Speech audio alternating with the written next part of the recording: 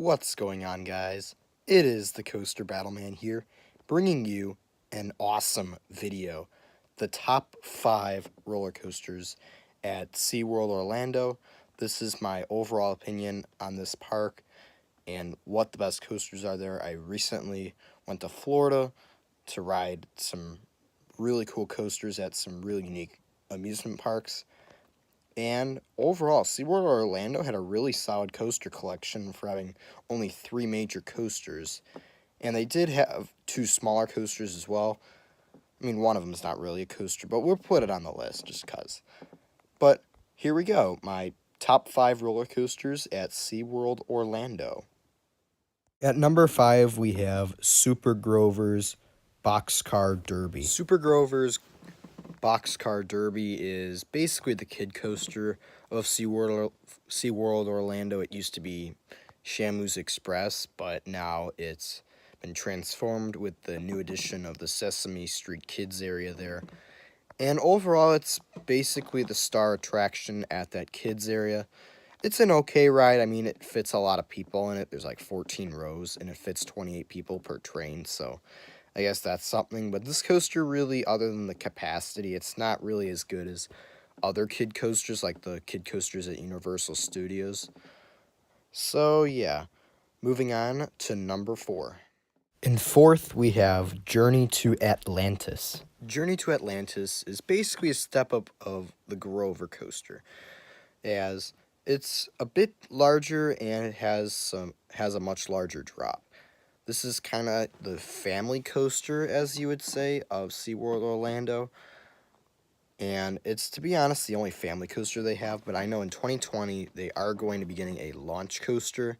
And that'll basically be a step up from Journey to Atlantis, but not as big as Kraken, Manta, or Mako. But about Journey to Atlantis, it's basically a water coaster. It's kind of a bit of a smaller ride, but there is some cool theming and stuff to it.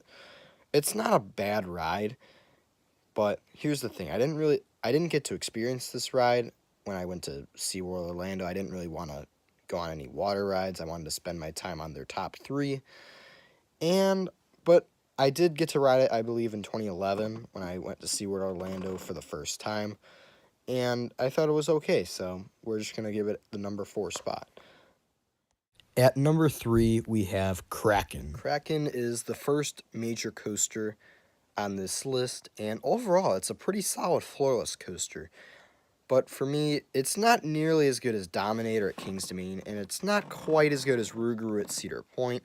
It's a bit rougher, and the trains are a bit more shaky, or the track's more shaky.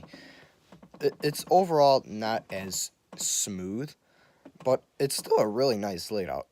I really like the 2 vertical loops that are on this ride. The other inversions are a bit more rough, though, unfortunately, but the vertical loops and the drop are very fun elements. The rest of the ride, if you lean forward, it won't be nearly as bumpy, but if you lean your head back, your head's going to be smashing like all over the place.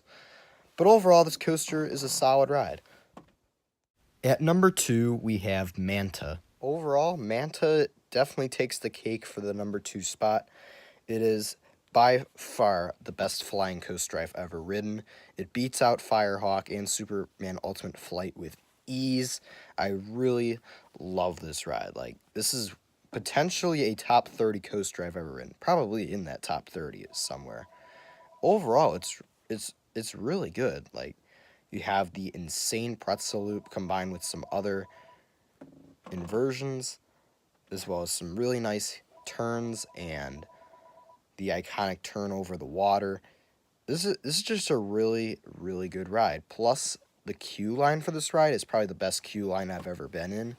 You have these large fish tanks in the queue line you can just look at. Like, even when you're just on the way to the ride, you can just take a quick stop and look at the manta rays and the sharks that are in the giant fish tank. And there's some other smaller fish tanks in there with smaller fish as well. It's really cool being able to look at those sea creatures while you're waiting in line. It's something to do. And the ride experience, it's really good. Manta's fairly smooth as well. It's just a really enjoyable coaster. At number 1, we have Mako. Mako what do I have to say about this ride? This is easily a top 3 roller coaster I've ever ridden. It's, first of all, this ride is so smooth. Like, this is one of the smoothest roller coasters I've ever ridden. The layout is amazing. The airtime is phenomenal.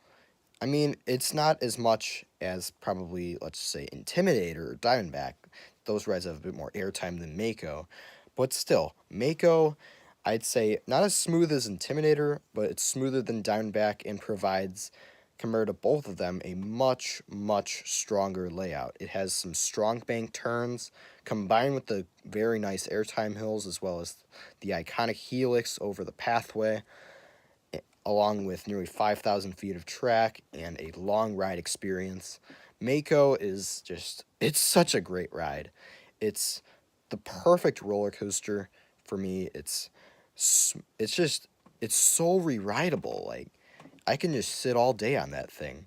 I rode it a total of 10 times when I was at SeaWorld Orlando. And if I ever get the chance to go back to SeaWorld Orlando, I'm definitely going to be riding that double-digit times again. As this thing never had a line when I was there. I just kept riding and riding and riding. And this thing, so much fun. Great ride no matter what row you're in. The airtime hills are strong. It's really nice that it's right next to the water as well. Really awesome setting for this ride. You feel like you're in the middle of the ocean or something. It's awesome. Like, Mako, I cannot get enough of this ride. I'm going to make a review of this and the other 2 major coasters here, Kraken, Manta as well. And yeah, that is all for this video, guys. I will be making reviews of coasters that I was on throughout my Florida trip. And yeah, thank you guys so much for watching. And as always, stay tuned for more videos. Next video is the top roller coasters at Busch Gardens, Tampa. Stay tuned.